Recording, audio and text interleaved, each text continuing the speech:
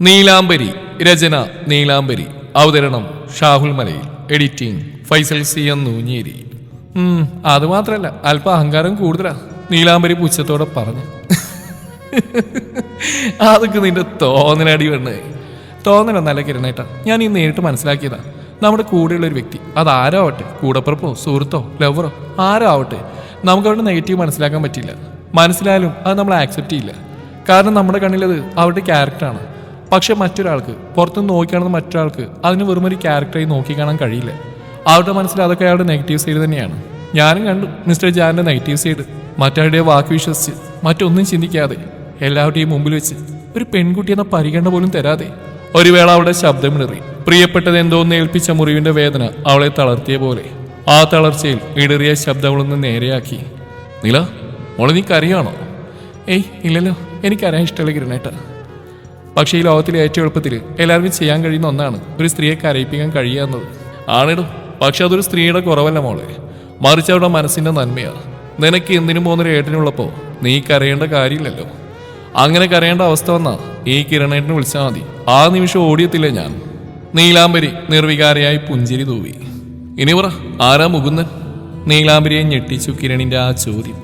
അതിനേക്കാൾ ഉപരി കിരണിന്റെ പുറകിൽ ഇതെല്ലാം കേട്ടുകൊണ്ടിരുന്ന രണ്ട് വെള്ളാരം കണ്ണുകളൊന്ന് കുറുകി. ബീൻ ബാഗ് ഞെരിഞ്ഞമരുന്ന ശബ്ദം കേട്ട് കിരൺ പെട്ടെന്ന് തിരിഞ്ഞു നോക്കി. ജാൻ അവിടെ കണ്ടെന്തോ പറയാൻ വായ തുറന്ന കിരണിനോടായി അവൻ സ്വയം ചുണ്ടിൽ ചൂണ്ടുവിരൽ ചേർത്ത് അടഞ്ഞു കാട്ടി. വലത് കൈപ്പത്തി കൊണ്ട് തുടർന്ന് സംസാരിക്കാൻ ആംഗ്യം കാട്ടിയവൻ. കിരണും ചിരിച്ചു. പക്ഷേ മറുതലക്ക് അവിടെ നിശബ്ദത ഏറെ നേരം നീണ്ടു നിന്നു. താൻ പറയുന്ന കാര്യങ്ങൾ കേട്ട് പേടിച്ചോടെ ഇവിടെ കൂട്ടത്തിൽ കൂട്ടാൻ പറ്റാത്തവനാണ് മറുതലക്കുള്ള കേൾവിക്കാരനെന്ന് അവൾക്ക് ഉറപ്പുണ്ടായിരുന്നു. ഒരുപക്ഷെ തന്നെ മനസാക്ഷി സൂക്ഷിപ്പുകാരനോട് കിരൺ അത് പറയാനും സാധ്യതയുണ്ട്. താൻ കാരണം അവർക്കൊന്നും സംഭവിക്കാൻ പാടില്ല. അപ്പോൾ അവൾ അത്രേ ചിന്തിച്ചുള്ളൂ. നീണ്ടുന്ന നിശബ്ദമായി കീറിമുറിച്ചുകൊണ്ട് നീലാംബരി സംസാരിച്ചു. മുകുന്ദൻ, അല്ല മുകുന്ദേട്ടൻ, എൻ്റെ അമ്മാവൻ്റെ മകനാ, എൻ്റെ ഒരേ ഒരു മുറച്ചെറുക്കൻ. കുഞ്ഞുനാളെ പറഞ്ഞു വെച്ചൊരു ബന്ധാണ്. നീലാംബരി മുകുന്ദൻ്റെതാണെന്ന് അത് പറയുമ്പോൾ അവളുടെ തൊണ്ടയിടറിയെങ്കിലും വാക്കുകളിൽ മാക്സിമം സന്തോഷം തിരികേറ്റാൻ അവൾ ശ്രമിച്ചു. കിരണേട്ടനൊന്ന് ഫോണിൽ ഞാൻ സംസാരിക്കുന്ന കേട്ടില്ലേ? ശരിയാ, എനിക്കാളെ ഇഷ്ടമല്ല. കാരണം എൻ്റെ സ്വാതന്ത്ര്യം കൈക്കലാക്കി എൻ്റെ സ്വപ്നങ്ങളെ പിടിച്ചു വെച്ച് മറ്റാരുടെയും കണ്ണുകളിൽ പതിക്കാതെ ഒരു ഭ്രാന്തിനെ പോലെ എന്നെ അയാൾ സ്നേഹിക്കുന്നതുകൊണ്ട് എനിക്കയാളെ ഭയമാണ്. അത്രയേ ഉള്ളൂ, അതിനപ്പുറമൊന്നുമില്ല കിരണേട്ട. അവൾ പറ്റുന്നത്ര മായം ചേർത്തുകൊണ്ട് അവളുടെ വാക്കുകൾ നിർത്തി. അത്രയേ ഉള്ളൂ? ഓക്കെ, പറ, മോളുടെ വീട്ടിലാർക്കേ എല്ലാം പറ, കിരണേട്ടൻ കേൾക്കട്ടെ. ചോദിച്ച ശേഷം അവളെ കേൾക്കാറുന്ന വണ്ണം ഇരുവരും കാതുകൂർപ്പിച്ചിരുന്നു. കിരണേട്ട, എൻ്റെ വീട്ടിൽ അമ്മയും മുത്തശ്ശിയും പിന്നെ ഞാനും മാത്രമേ ഉള്ളൂ. ഒരു കുഞ്ഞു വീട്. അച്ഛൻ ചെറുപ്പത്തിലേ മരിച്ചുപോയി. കൃഷിയും കാര്യങ്ങളൊക്കെ കൊണ്ട് ജീവിച്ചു വന്നു. അമ്മ തയ്ക്കും. അങ്ങനെ ചെറിയ വരുമാനമൊക്കെ ഉണ്ട്. ഇപ്പം എനിക്ക് ജോലിയായല്ലോ, അതിനെ തട്ടിമുട്ടി കഴിഞ്ഞു വന്നു. അല്ല, ജാൻ സാറ് പറഞ്ഞ പോലെ അത്രയും വലിയൊരു കമ്പനിയിൽ നിന്നൊന്നും മോഷ്ടിച്ച് മറ്റൊരു വ്യക്തിക്കോ കമ്പനിക്കോ നൽകാൻ മാത്രമുള്ള ബന്ധങ്ങളൊന്നും ഈ നീലാംബരിക്കില്ല. കരയുമ്പോഴുള്ള നീലാംബരിയുടെ ശബ്ദം ജാനിന്റെ ചങ്കിൽ തറഞ്ഞു കയറി. എന്തു തുടങ്ങി വെച്ചാലും അവൾ ഒടുങ്ങുന്നത് ജാനിലായിരുന്നു. നില, മോളെ, താൻ സാമ്പത്തികമായിട്ട് പിന്നോട്ട് നിൽക്കുന്നുണ്ടാണോ അമ്മാന്റെ മോനെ കെട്ടാൻ തീരുമാനിച്ചത്? അതോർത്ത് മനസ്സിന് പിടിക്കാത്തവനെ മോള് സ്നേഹിക്കണ്ട. അങ്ങനെയാണെങ്കിൽ ഈ ലോകത്തിലെ ഏറ്റവും നല്ല ചെക്കന് ഈ ഏട്ടം കൊണ്ട് ഒരു മോൾക്ക് വേണ്ടി.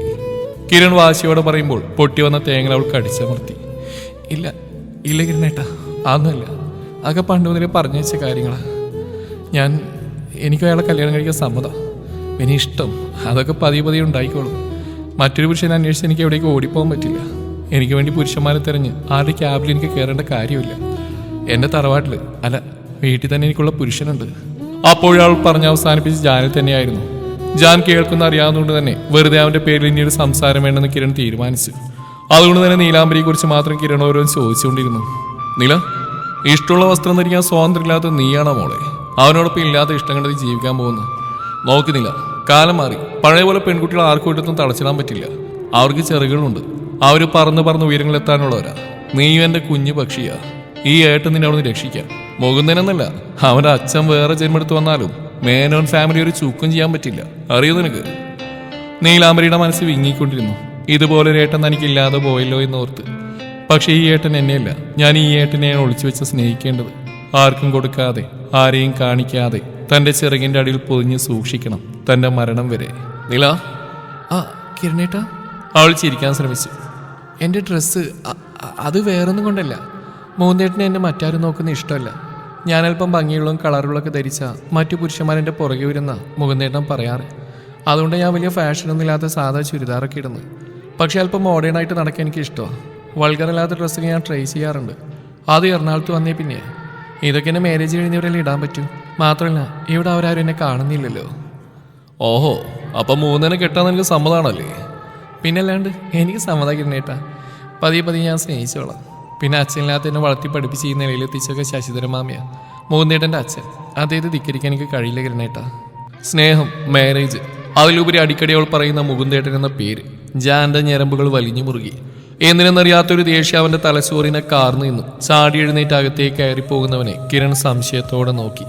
കിരണിന്റെ ചുണ്ടിൽ ഒരു ചെറിയ പുഞ്ചിരി വിരിഞ്ഞു. അളിയ, പെങ്ങളെ കെട്ടിയ സ്ത്രീധന തുക തരുമോ അളിയ? അവനറിയാതെ പറഞ്ഞുപോയി. എന്താ കിരണേട്ടാ, എന്താ പറഞ്ഞേ? ഏയ് ഒന്നുമില്ല. മുകുന്ദൻ അളിയനെ എനിക്കെന്നാ പരിചയപ്പെടുത്തുന്ന ചോദിച്ചാ. അത് പിന്നെ തിടുക്കെന്തിനാ, ഇനിയും സമയമുണ്ടല്ലോ. നീലാംബരി നെഞ്ചിൽ കൈവച്ച് ഊതി വിട്ടു. സാറില്ല, ഒരു ദിവസം ഞാൻ നിന്റെ വീട്ടിൽ വന്നോളാം. എല്ലാരെയും കാണാമല്ലോ. നിലക്കുട്ടിയുടെ അമ്മ ഇനി എൻ്റെ അമ്മയാ. എന്താ അമ്മയുടെ പേര്? ഭദ്ര. വാവ്, ഭദ്ര, നല്ല മാസ് പേരാണല്ലോ. എൻ്റെ ശ്രീയമ്മയും എൻ്റെ ഭദ്രാമ്മയും. കിരൺ ആ പറഞ്ഞ നീലാംബരി വല്ലാ കീറി മുറിച്ചു. അവന് നെഞ്ചിൽ കിടന്ന് പൊട്ടിക്കരയാൻ അവൾക്ക് തോന്നി. ആരുടെയും മുന്നിൽ നിന്ന് കരയാതെ ഒറ്റയ്ക്ക് കരയാൻ താൻ സ്വയം പ്രാപ്തിയായപ്പോഴും ചിലപ്പോൾ തോന്നാറുണ്ട് ഒരു ഷോൾഡർ, അതിൻ്റെ ഇമ്പോർട്ടൻസ്. ഏതൊരു സ്ത്രീയുടെയും ബലഹീനതയായിരിക്കും സന്തോഷത്തിലും സങ്കടത്തിലും ഒന്ന് ചായാനൊരു തോള് വേണമെന്നത്. റൂമിലേക്ക് എത്തിയതും ബെഡിൽ കമിഴ്ന്ന് നടക്കുന്നവനെ കാണെ കിരൺ ശബ്ദമില്ലാതെ ചിരിച്ചുപോയി. ആഹാ, ഇഷ്ടപ്പെട്ട പൊസിഷനിലാണ് കിടക്കുന്നത്. എന്നാരോടെ ദേഷ്യം? ഞാൻ തെറ്റൊന്നും ചെയ്തില്ലല്ലോ. പിന്നെ ആരായിരിക്കും എൻ്റെ അളിയനെ വേദനിപ്പിച്ചത്? അത് കേട്ടൻ ഞാൻ ചാടി എഴുന്നേറ്റു. വാട്ട്, നീ എന്താ വിളിച്ചെന്ന്? അവൻ ഒച്ച ഉയർത്തി. അയ്യോ സോറി മുത്തേ, ബ്രോ എന്ന് വിളിച്ചാൽ മാറിപ്പോയതാ. ഞാനും നീലാംബരിയും കൂടി എൻ്റെ ഭാവി അളിയനെ കുറിച്ചുള്ള ഡിസ്കഷനിലായിരുന്നേ. അതാ പെട്ടെന്ന് നിന്റെ കയറി അളിയാന്ന് വിളിച്ചത്. നമ്മളെ അളിയന്മാരാണെങ്കിൽ നിനക്ക് ഞാൻ ബ്രോ എന്ന് വിളിക്കുന്നതാണല്ലോ ഇഷ്ടം. സോറി മുത്തേ, എൻ്റെ പെങ്ങള് നിന്റെയും പെങ്ങളല്ലേ, അപ്പം നില നിന്റെയും. സ്റ്റോപ്പ് ഇറ്റ് കിരൺ, എനിക്ക് ഉറങ്ങണം. Get lost. ജാൻ അലറിക്കൊണ്ട് കട്ടിലേക്ക് അമിഴ്ന്നു. കിരൺ ഊരി വന്ന ചിരി പൊത്തിപ്പിടിച്ച് റൂമിലേക്ക് ഓടി. രാവിലെ നേരത്തെ ഓഫീസിലെത്തിയ കാവ്യയും നീലാംബരിയും പതിവ് പോലെ ഗ്ലാസ് വാളിലൂടെ വായിനോട്ടം തുടർന്നു. ബ്ലാക്ക് കളറിൽ ചെസ്റ്റ് ഏരിയ മൊത്തം മിറർ വർക്ക് ചെയ്ത ഒരു ചുരിദാറാണ് നീലാംബരി ധരിച്ചിരുന്നത്. കറുത്ത ഡ്രസ്സിൽ അവളുടെ വെളുത്തു തുടുത്ത ദേഹം ഒന്നുകൂടി എടുത്തു കാട്ടി. ഉദയസൂര്യന്റെ രശ്മികൾ അവളുടെ മുടികൾക്കും കണ്ണുകൾക്കും സ്വർണ്ണ നിറം നൽകി. ഓഫീസിൽ എല്ലാവരുടെയും കണ്ണുകൾ നീലാംബരിയുടെ ശരീരത്തെ കൊത്തിവലിച്ചു. കീർത്തനക്ക് അവളെ കത്തിച്ച് ചാരമാക്കാനുള്ള ദേഷ്യമുണ്ടായിരുന്നു. അശ്വിന് പലപ്പോഴും തന്നെ നിയന്ത്രണം തെറ്റുന്ന പോലെ തോന്നി. അവളെയൊന്ന് മുട്ടിയൊരുമാനും അവളുടെ സുഗന്ധം ആസ്വദിക്കാനും വേണ്ടി ഓരോ കാരണങ്ങൾ കണ്ടെത്തി അവൻ നീലാംബരിക്കടുത്തേക്ക് ചേർന്ന് വന്നുകൊണ്ടിരുന്നു. ഫയൽ പാസ് ചെയ്യുമ്പോഴും മറ്റും അവളോട് മുട്ടിയൊരുമാൻ അവൻ ശ്രമിച്ചു. ഓരോ തവണ അശ്വിൻ അടുത്തേക്ക് വരുമ്പോഴും വല്ലാത്ത അസ്വസ്ഥതയോടെ നീലാംബരി റോളിംഗ് ചെയർ പുറകിലേക്ക് ചലിപ്പിച്ചു. ഉച്ച കഴിഞ്ഞിട്ടും ഞാൻ ഓഫീസിലെത്തിയിരുന്നില്ല. ഓരോ തവണ ഓഫീസ് ഹാൾ ഡോർ തുറക്കുമ്പോഴും നീലാംബരിയുടെ കണ്ണുകൾ അനുസരണയില്ലാതെ അവിടേക്ക് ചലിച്ചുകൊണ്ടിരുന്നു. ആരെയോ പ്രതീക്ഷിച്ചെന്ന പോലെ. കാവ്യയ്ക്കും നീലാംബരിക്കും ഇടയ്ക്കിടെ പല ഫ്ലോറുകളിലും പോകേണ്ടതായിട്ട് വന്നു. ഇന്നത്തെ ദിവസം കിരണിന്റെയും വിവരമൊന്നും ഇല്ലായിരുന്നു. ആദ്യം ഫോണിൽ വിളിക്കാമെന്ന് കരുതിയെങ്കിലും ക്യാബിനിൽ പോയി കിരണിനെ കാണാമെന്ന് നീലാംബരി ചിന്തിച്ചു. കീർത്തനയുടെ കണ്ണു വെട്ടിച്ച് അവൾ 6th ഫ്ലോറിലേക്ക് പോയി. കിരണിന്റെ ക്യാബിൽ 2 തവണ അവൾ നോക്ക് ചെയ്തു.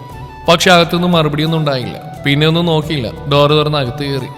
പക്ഷേ നിരാശയായിരുന്നു ഫലം. അവിടെ ആരും ഉണ്ടായിരുന്നില്ല. വിഷമത്തോടെ ഡോർ ഒന്ന് പുറത്തേക്ക് കാൽവച്ചതേയുള്ളൂ. പെട്ടെന്ന് ശക്തമായി എന്തിലോ ചെന്നിടിച്ച് പുറകിലേക്ക് തന്നെ പോയി അവൾ. മുഖമുയർത്തി നോക്കിയപ്പോൾ കണ്ട രൂപം അവളുടെ ഹൃദയത്തിൽ ഒരു മിന്നൽ പിണറോടുകൂടി ഹൃദയമിടിപ്പ് ഉയർത്തി.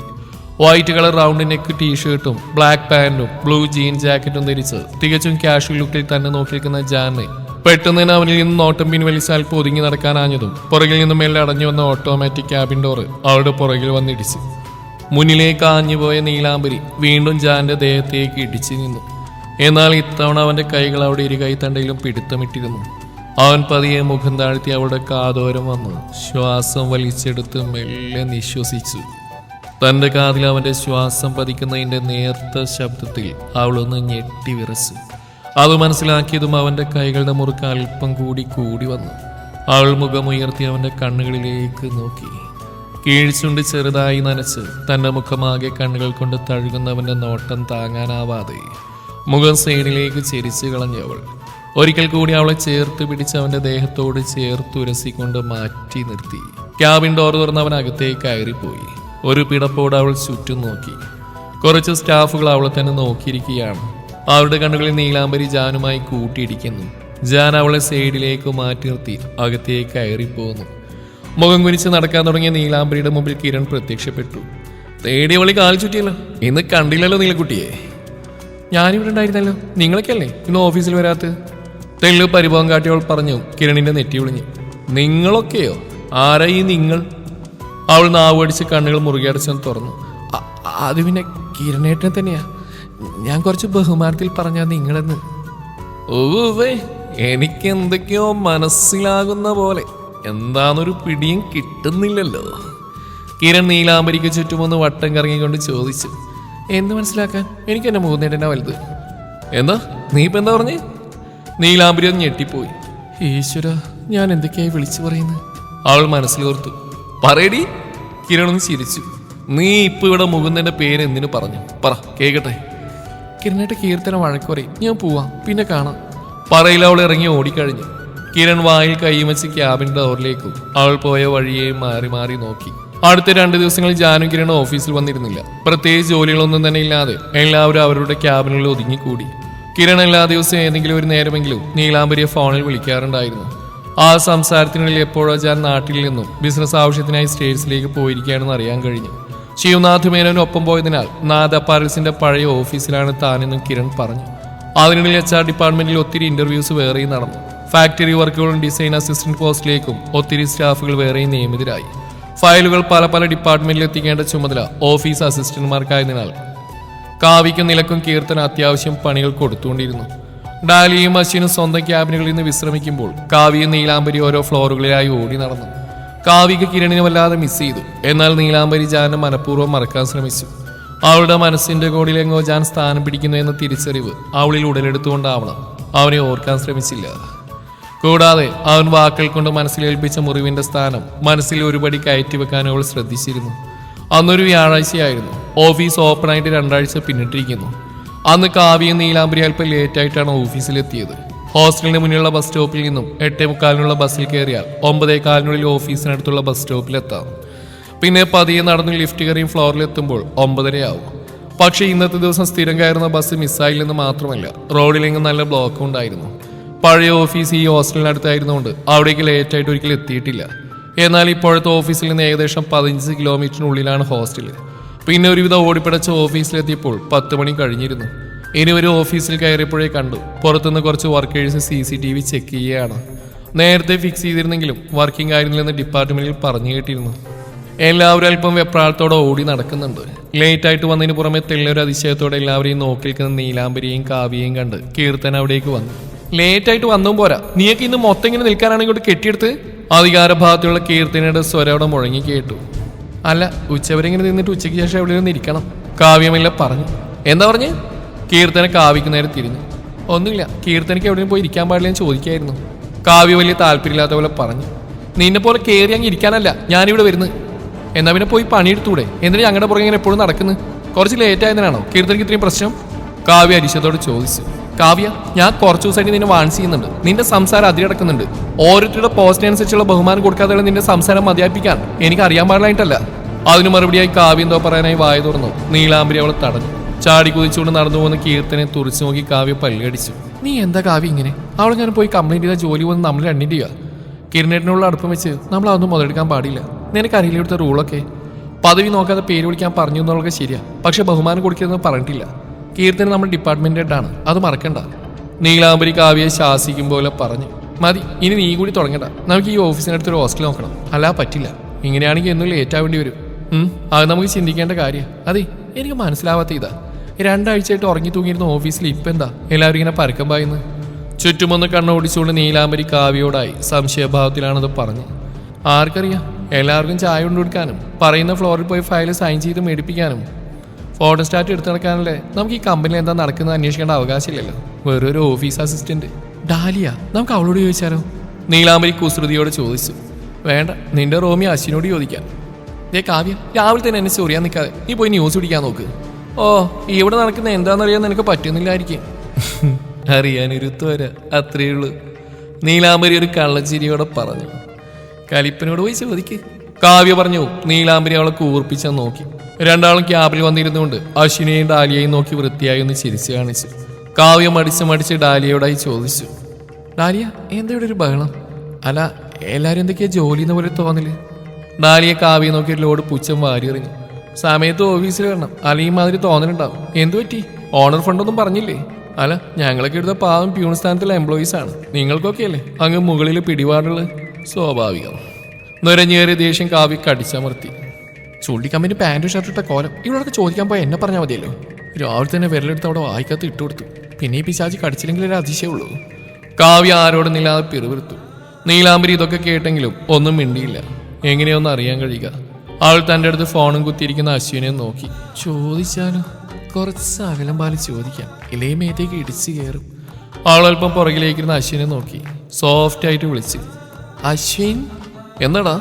അവൻ പെട്ടെന്ന് ഞെട്ടിക്കൊണ്ട് അവളുടെ അടുത്തേക്ക് ചെയറിൽ തുഴഞ്ഞു വന്നു.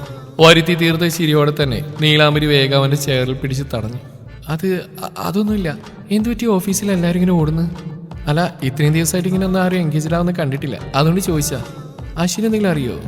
നീലാംബരി അല്പം മടിച്ചെങ്കിൽ പോലും മനസ്സിൽ തോന്നിയ അശ്വിനോട് ചോദിച്ചു. കാവ്യ തന്റെ കാത് കൂർപ്പിച്ച് അവരുടെ സംസാരം ശ്രദ്ധിച്ചിരുന്നു. അശ്വിനൊന്ന് ചിരിച്ചു. എന്നിട്ട് പറഞ്ഞു, അപ്പൊ നിങ്ങളാരും ഒന്നും അറിഞ്ഞില്ലേ? ഞാൻ കരുതി മിസ്റ്റർ കിരൺ നിങ്ങളോട് എല്ലാം പറഞ്ഞാണെന്ന്. എന്ന് വെച്ചാ മിസ്റ്റർ കിരണും നിങ്ങളും തിക് ഫ്രണ്ട്സ് അല്ലേ? അപ്പൊ ഈ കാര്യം നിങ്ങളോട് പറയാതിരിക്കില്ലല്ലോ. നീലാംബരിയുടെ മുഖമായ കണ്ണുകൾ പായിച്ചുകൊണ്ട് അശ്വിൻ അവളോടായി പറഞ്ഞു. അത് പിന്നെ കിരണേട്ടൻ, അല്ല കിരൺ സാർ ഇവിടെ വന്നിട്ട് കുറച്ചായല്ലോ, അതുകൊണ്ട് ഞങ്ങളെ കണ്ടില്ല. അല്ല, അശ്വിൻ എന്താ അറിഞ്ഞ്? അശ്വിൻ കുറച്ചുകൂടി അവളോട് അടുത്തു വന്ന് രഹസ്യം പറയും പോലെ എന്നാൽ അതീവ ഗൗരവഭാവത്തിൽ തന്നെ പറഞ്ഞു. നമ്മുടെ കമ്പനിക്ക് പെട്ടെന്ന് തീർക്കേണ്ട കുറച്ച് പ്രൊജക്റ്റുകൾ കിട്ടിയിട്ടുണ്ട്. കൂടുതൽ ഡീറ്റെയിൽസ് അറിയില്ല. ഒന്നൊരു ദുബായ് ഷോ റിലേറ്റഡ് ആണ്. ഉടനെ തന്നെ 100ഓളം പുതിയ ഔട്ട്ഫിറ്റ് ഡിസൈൻ ചെയ്യണം. രണ്ടാമത്തേത് പോപ്പുലറായ ഒരു വേൾഡ് മാഗസീനിൽ അടുത്ത മാസം നമ്മുടെ കമ്പനികളെ പരസ്യം പ്രസിദ്ധീകരിക്കാൻ പോകും. പിന്നെ മൂന്നാമത്തെ കാര്യമാണ്, അവൻ അവളോട് അല്പം കൂടി ചേർന്ന് വന്നുകൊണ്ട് മുഖത്ത് നോക്കി വശ്യമായ ചിരിയോടെ പറഞ്ഞു, ഞാനിപ്പോൾ ഈ രഹസ്യമൊക്കെ പറയുന്നത് ഈ ലോകത്തിലെ ഏറ്റവും സുന്ദരിയായ പെൺകുട്ടിയോടാ. അത് കേട്ട് നീലാംബരി അല്പം പുറകിലേക്ക് ആഞ്ഞുകൊണ്ട് ഭംഗിയായി വിളിച്ച് കാണിച്ചു. എന്നിട്ട് വീണ്ടും ചോദിച്ചു, രഹസ്യോ? അതെന്താ താൻ അങ്ങനെ പറഞ്ഞേ? ഈ പറഞ്ഞൊക്കെ രഹസ്യങ്ങളാണോ? പിന്നില്ലാതെ, ഇതൊക്കെ കമ്പനിയുടെ തലപ്പത്തിരിക്കുന്നവർ ഡിസ്കസ് ചെയ്യുന്ന കാര്യങ്ങളാ. നമ്മളെപ്പോലെ ഏറ്റവും താഴെത്തട്ടി കിടക്കുന്നവരോട് ഇതൊന്നും അറിയിക്കേണ്ട കാര്യമില്ല. ആഡ് പബ്ലിഷ് ആകുന്നവരെ അറിയിക്കാനും പാടില്ലെന്ന്. മാത്രമല്ല, ഡിസൈൻ രംഗത്ത് നിന്ന് എന്തുമാത്രം കമ്പനികളാ. ഇതൊക്കെ പുറത്തറിഞ്ഞാൽ നമ്മുടെ കമ്പനിയുടെ അവസരം തട്ടിയെടുക്കാൻ കാത്തിരിക്കുന്ന ഇത്ര പേര് കാണുന്നറിയോ? പിന്നെ ഡിസൈനൊക്കെ പൂർത്തിയാക്കി ഡീൽ ഉറപ്പിക്കുമ്പോൾ നമ്മൾ അറിയിക്കും. കാരണം പിന്നെ ഇതിന്റെ പുറകെ കിടന്ന് പട്ടിപ്പണി എടുക്കേണ്ടത് നമ്മളാണല്ലോ. ഓഹോ, അപ്പൊ അങ്ങനെയാണ് കാര്യങ്ങൾ. അല്ല, അപ്പൊ താനിതൊക്കെ എങ്ങനെ അറിഞ്ഞ്? നീലാംബരി അല്പം സംശയഭാവത്തിൽ അശ്വിനെ നോക്കി. താൻ എന്നെ പറ്റി എന്താ കരുതിയത്? അന്ന് റെസ്റ്റോറൻറ്റിൽ വെച്ച് എൻ്റെ ഒപ്പം താൻ രണ്ടുപേരും കണ്ടുപോർക്കുന്നുണ്ടോ? അവർക്ക് ആരാ? നീലാംബരി അവനപ്പം ആരാ എന്നവൾ കൈമലെത്തി. എൻ്റെ ഫ്രണ്ട്സാ. അതിലൊരാൾ മിസ്റ്റർ കിരണിന്റെ ഫ്ലോറിൽ ഡിപ്പാർട്ട്മെന്റ് ഹെഡാണ്. പിന്നെ മറ്റൊരാൾ അസിസ്റ്റന്റ് ഡിസൈനർ. ഞങ്ങൾ ഒരുമിച്ച് ഇന്റർവ്യൂ അറ്റൻഡ് ചെയ്തു. പിന്നെ എനിക്ക് ഡിഗ്രി കുസ്തി മാത്രമേ ഉള്ളൂ. അതുകൊണ്ടാണ് ഞാൻ ഇങ്ങനെ ആയിപ്പോയത്. ഒരർത്ഥത്തിൽ എനിക്കതൊരു അനുഗ്രഹമായി. എല്ലാവരും നിമിത്തം മാത്രമാണ് അല്ലേ നീരു? തൻ്റെ പതേ ഇങ്ങനെ അടുത്തിരിക്കാൻ കഴിഞ്ഞല്ലോ. ദൈവമുണ്ട്. യെസ്.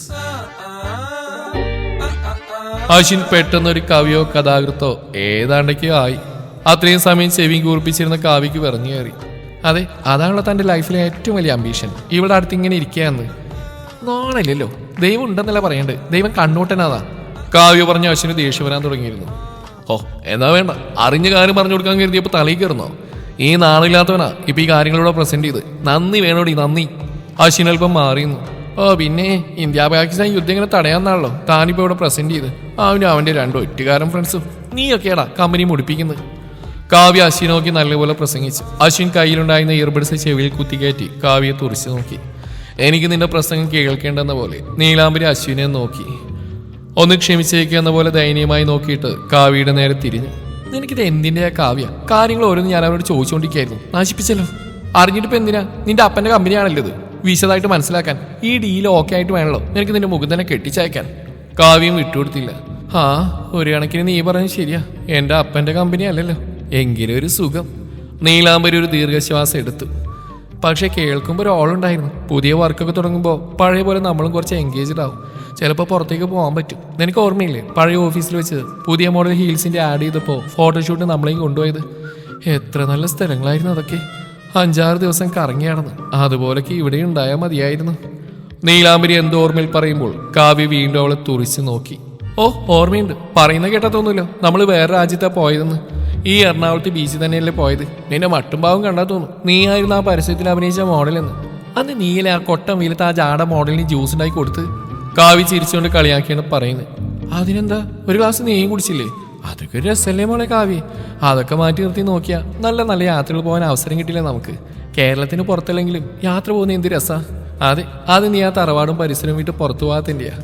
ആ പട്ടിക്കാട്ടിൽ ദാവണി നേരിയും ചുറ്റിയാണെന്ന് നിനക്ക് മീ മാർക്കറ്റ് കണ്ടാൽ അത്ഭുതമാണല്ലോ. ഓർമ്മയില്ലേ നീ ആദ്യമായിട്ട് ഓഫീസിൽ വന്നതിൻ്റെ അടുത്ത സൺഡേ നമ്മൾ കറങ്ങാൻ പോയത്? അന്ന് കടൽ കണ്ടപ്പോൾ ആദ്യമായിട്ട് വെള്ളം കണ്ട പോലെ നിന്റെ തുള്ളിച്ചാട്ടം ഞാൻ ചത്താലും മറക്കില്ല. കാവ്യ കൂടുകൂടെ ചിരിച്ചുകൊണ്ട് നീലാംബരിയെ നോക്കി പറഞ്ഞു. അവൾ കാവ്യയെ നോക്കി പല്ലിറുമി. പെട്ടെന്ന് ഓഫീസ് ആ ഡോർ ഓപ്പണായി. 3 പുരുഷന്മാരും ഒരു ലേഡി അകത്തേക്ക് കയറി. സൺഗ്ലാസ് ഒക്കെ വെച്ച് മോഡേൺ ഡ്രസ്ഡ് ആയ 4 പേർ. ഒരു റെഡ് കളർ സ്ലീവ്ലെസ് കോർസെറ്റ് ടോപ്പും പെൻസിൽ സ്കേർട്ടുമാണ് ലേഡി ധരിച്ചിരുന്നത്. നല്ല ഉയരമുള്ള വെളുത്തൊരു സുന്ദരി. 3 പുരുഷന്മാരിൽ ഒരാൾ മാത്രം അല്പം വ്യത്യസ്തനായിരുന്നു. വളർത്തിയ ചുരുളൻ മുടി ഭംഗിയിൽ കളർ ചെയ്ത് വിടർത്തിയിട്ടിരിക്കുന്നു. മുഖത്ത് നല്ലപോലെ മേക്കപ്പ് ചെയ്ത് റെഡ് കളർ ലിപ്സ്റ്റിക് ഇട്ടിട്ടുണ്ട്. ലൂസ് കളർഫുൾ പ്രിന്റഡ് ഷർട്ടും വൈറ്റ് ലൂസ് ജോഗറുമാണ് വേഷം. ഓഫീസിൽ ചിലരൊക്കെ അദ്ദേഹത്തെ ബഹുമാനത്തോടെ നോക്കുന്ന നീലാംബരി ശ്രദ്ധിച്ചു. എവിടെയൊക്കെയോ കണ്ട പോലെ തോന്നൽ. പെട്ടെന്ന് അശ്വിൻ അവൾക്കരികിലേക്ക് വന്ന് പയ്യെ പറഞ്ഞു. പുള്ളിയെ മനസ്സിലായോ? പ്രശസ്ത ഫാഷൻ ഡിസൈനർ ലൂക്കസ് എബ്രഹാം. ടിവിയിലൊക്കെ കാണാറില്ലേ? പുള്ളി ട്രാൻസ്ജെൻഡറാ. അപ്പോഴാണ് നീലാംബരിക്കും ആളെ ഓർമ്മ വന്നത്. കാവ്യക്ക് നേരത്തെ തന്നെ അയാളെ മനസ്സിലായിരുന്നു. കണ്ടിട്ടുണ്ട്, പത്രത്തിലും യൂട്യൂബിലൊക്കെ. കൂടുതലായിട്ടൊന്നും അറിയില്ല.